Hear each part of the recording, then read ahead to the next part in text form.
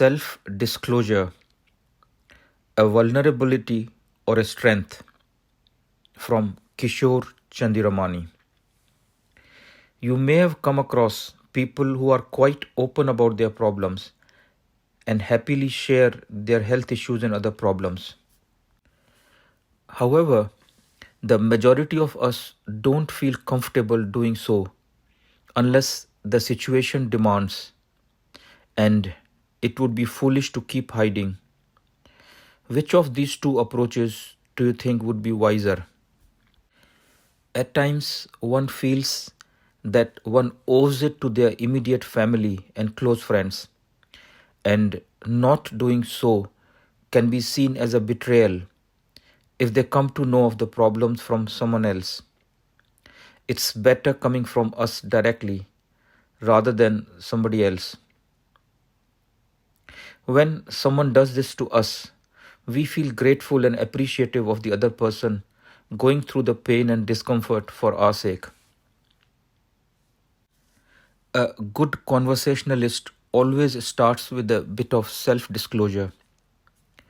I remember when speaking to an uncle of mine, he would start with talking about what he has been doing and what he is planning to do, and he will also talk about his family without me asking for them.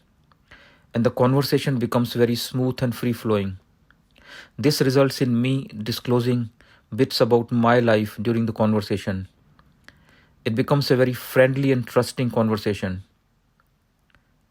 He knows the limits of confidentiality and has very rarely shared any details of his family that could make them uncomfortable.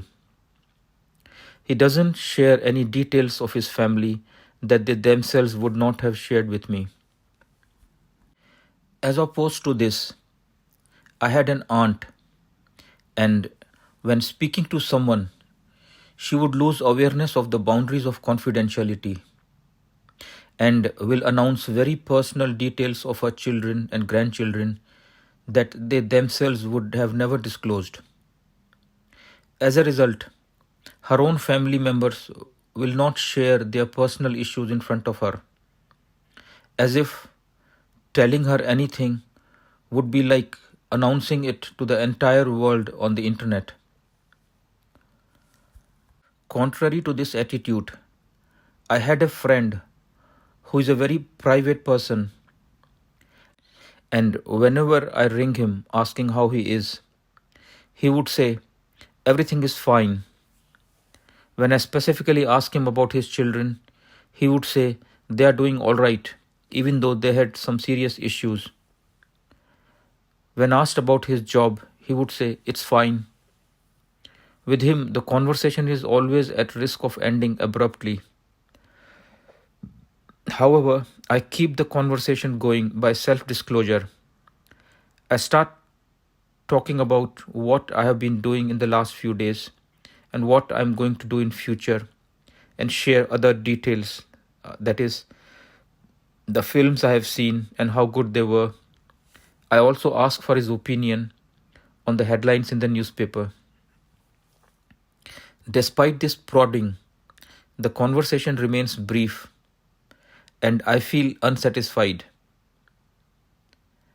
and feel as though I was talking to a stranger and not a close friend. I understand this as his reluctance to share things specifically with me, but he avoids self-disclosure with all his relatives and friends. I'm not sure what to make of this level of secrecy, and how can one develop a close relationship with him? One might think that disclosing personal details can make you feel vulnerable. However, allowing yourself to feel vulnerable by way of self-disclosure can also be seen as a sign of strength rather than weakness, if it is done in a planned manner with a clear objective of helping the other person, or nurturing a relationship, or doing what is expected of you in a given situation.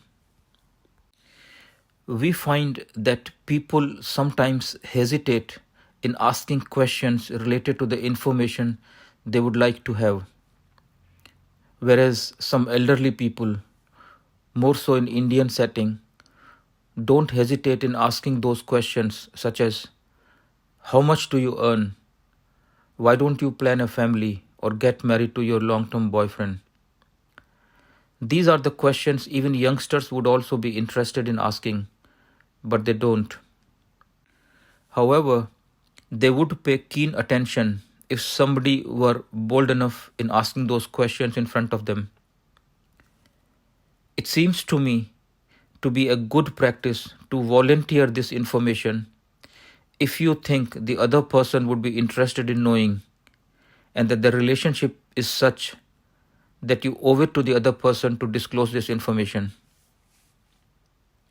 Now, let us examine why some people are unnecessarily secretive and they divulge information only on a need-to-know basis. First, secretiveness can be seen as a sign of low self-esteem, that after hearing what I have just said, the other person will see me in a negative way. Second, these are the people who want to be in control, and by controlling the information, they think they can control the situation. Third, they can control others if they have information about them, but others can't control them if they don't have such information about them. It's very much like some individuals who want to sit in a restaurant with their backs against the wall and facing the whole crowd in front of them, so that they can see everybody else, but others can't see them or get behind them and cause discomfort.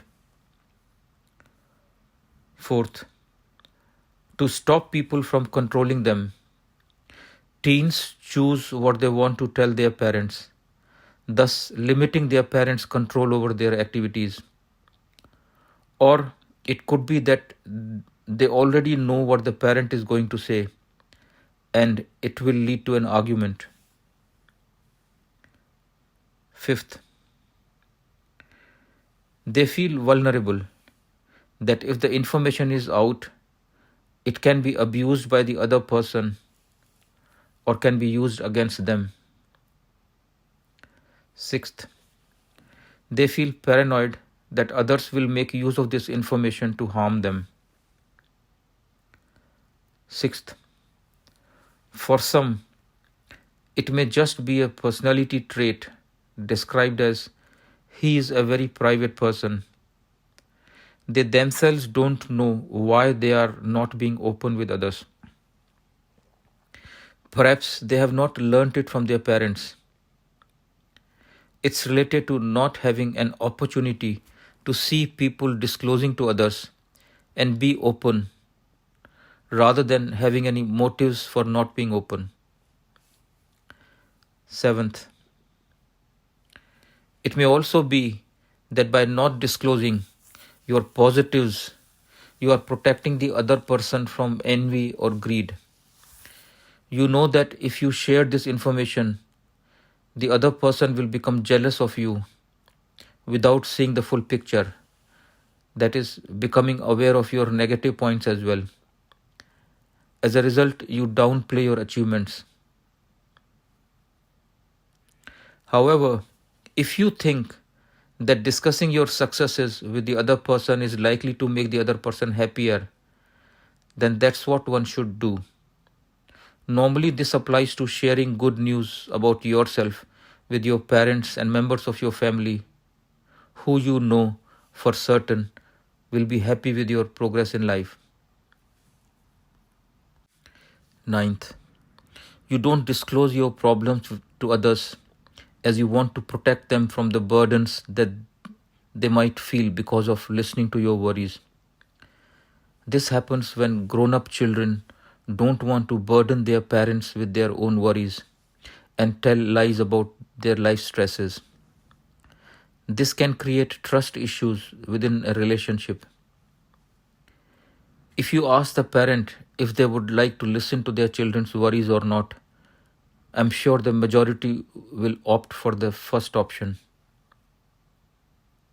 At times, things get even more complicated When parents know that the child or a grown up child will not disclose their worries to them, and they start making all sorts of assumptions and end up worrying more.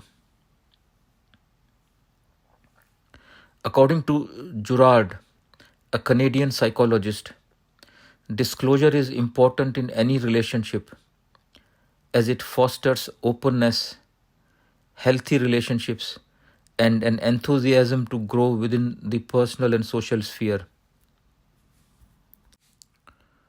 Gerard originated the idea of reciprocity of self disclosure, that disclosure begets disclosure. He even went further to suggest that failure to disclosure can result in illness and that women live longer because they disclose more. There is some research evidence to suggest that people who, after being diagnosed with malignancies, are more open in discussing their illness with family members and friends report better outcome. And those who talk about their illnesses and bereavements with friends are better able to cope with the stresses. Rosenfield has said that generally males avoid self disclosure to maintain control over their relationships, whereas females avoid self disclosure to avoid personal hurt and problems with their interpersonal relationships. Girls disclose more than boys, and self disclosure increases with age during adolescence for both genders. Teenagers feel more comfortable disclosing to their mothers than to their fathers, even though they have incredibly supportive fathers.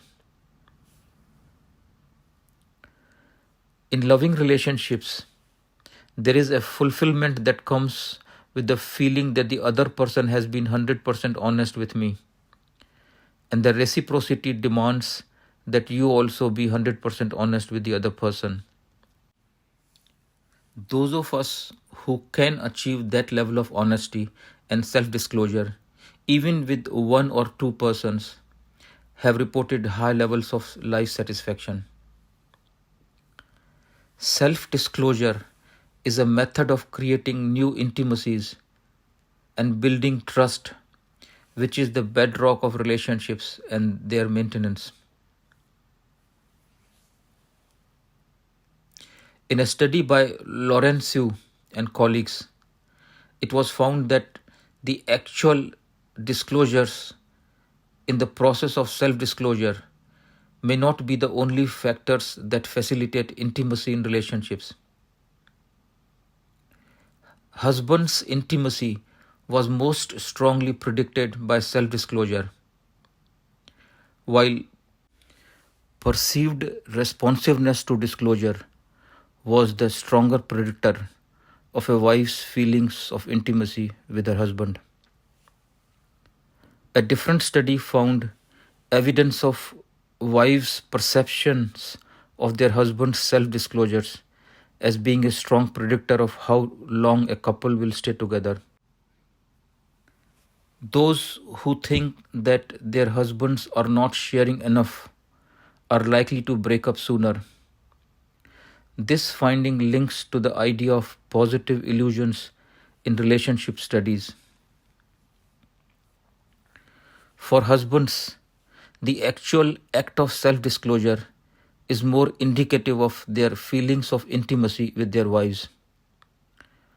On the other hand, wives are thought to value more the feeling of being understood and validated by their husband's responsiveness to their disclosures. And this is the more important factor in their feelings of intimacy in their marriage.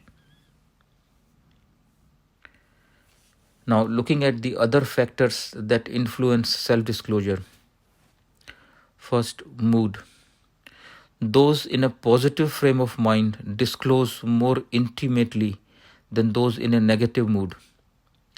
This may be because of informational effects, whereby happy people tend to access more positive information, which leads them to behave in a more positive, optimistic, and confident manner. Unhappy people, on the other hand, tend to access more negative information, which increases the likelihood of caution, pessimism, and restrained communications. Now, looking at the factors in the other person, certain people are more likely to get others to disclose. These are called high openers. Such people are good listeners, empathic, relaxed, trustworthy, non judgmental, friendly, etc. And they ask open questions. On the other hand, the following factors could be the detriments for someone to disclose. The other person is uninterested, distracted, judgmental, doesn't take others seriously, and doesn't keep disclosures confidential. Thank you.